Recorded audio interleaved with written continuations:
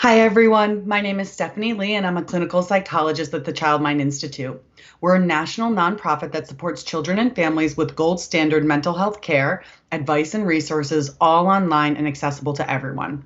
During the coronavirus crisis, our telehealth resources include diagnosis and treatment of mental health and learning disorders, 30-minute phone consultations, bereavement and grief support, as well as remote neuropsychological evaluations.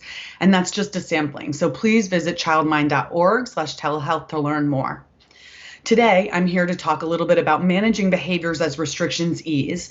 So I'm happy to answer your questions about that or anything else you're wondering about, as it is very clear to us here at the Child Mind Institute that there are a lot of things that families are thinking about these days in addition to the pandemic. So I know a lot of families are trying to juggle and struggle with talking with their kids about racism, diversity, violence, civil society, policing, all of these incredibly important and relevant topics. So I'm happy to kind of make myself available to any of the things that are on your mind right now.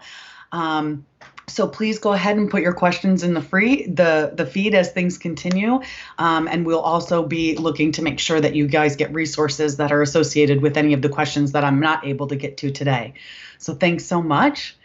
All right, so we're going to get started with a question that came in previously about kind of what to do as the restrictions ease and how to manage behaviors and concerns that are likely to come up. So we have a question here about my 10-year-old is struggling. She's really worried about getting sick or getting us sick, but also desperate to see her friends again. I want her to be safe and social. How can I help? It's a really great question and something that, again, I think a lot of parents and caregivers are going to be struggling with across the next little bit of time. I think the very first thing I would recommend is that parents and caregivers get together first before they talk with their kids about these topics to decide what's comfortable and what the family rules and regulations are going to be about socialization moving forward, right? So it's important that mom and dad, mom and mom, dad and dad, mom and grandma, whoever is kind of running the show for these kids are all on the same page about what's going to be safe and, like I said, what the rules for the family are going to be. Once caregivers have established those rules and ideas, then that will allow them the opportunity to talk possibly in an organized family meeting with their kids about how, as restrictions ease, the family is going to transition back to being more social and to have more opportunities for these types of things. Clearly, it's upsetting for your 10-year-old to be so anxious about getting herself sick or getting you sick. And these are things that, again, we want to address with the 2 E's. Whenever a child is feeling anxious, I've stolen these right from Philip Kendall's Coping Cat, which is a manualized treatment for children with anxiety, right? We want to use the 2 E's. We want to be empathic and encouraging. So we want to make sure that your 10-year-old feels heard and validated. You want to use some praise to thank her for letting you know that these are the things that she's worried about and struggling with. And then we want to move her on to the second E, which is to encourage her to think about ways that you've been successful in managing and problem solving in the past together. You want to encourage her to think about the ways that your family will work together to support these things and to help her to stay safe and to stay healthy, right? We also want to make sure that your 10-year-old isn't inadvertently getting additional access to news or stories that might make it more challenging for her to turn off these thoughts at a certain point. Because while these things are incredibly important, we also want to make sure that kids are compartmentalizing and focusing on what they need to in the moment. So I would definitely say use the 2 E's, be empathizing, but encouraging, and then go ahead and also use some praise. And I've talked before about the 2 different types of praise. I've talked about general praise, which is things like good job, way to go, high five. And I've also talked about labeled praise, which is specifically telling someone what it is about their behavior you like. So thanks for telling me right away what you were worried about, or I appreciate how you were so honest and open about your feelings. Any kind of praise is good, but the more you label praise and the more you tell kids and teenagers what it is you like about their behaviors, the more you'll see it.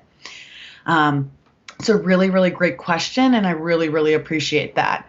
It's important for us to also share some resources with you that we have at childmind.org, some additional telehealth resources. So I'm going to just take a brief break now to provide you an opportunity to hear more about our exciting telehealth services. The Child Mind Institute is a national leader in children's mental health and learning disorders. In the face of the coronavirus pandemic, we are here to support all families. Whether you need help with remote learning, stress management techniques, or support for children who are in distress, the Child Mind Institute is available to help your family cope during this challenging time. We're here for you wherever you are. To request an appointment, visit childmind.org/telehealth.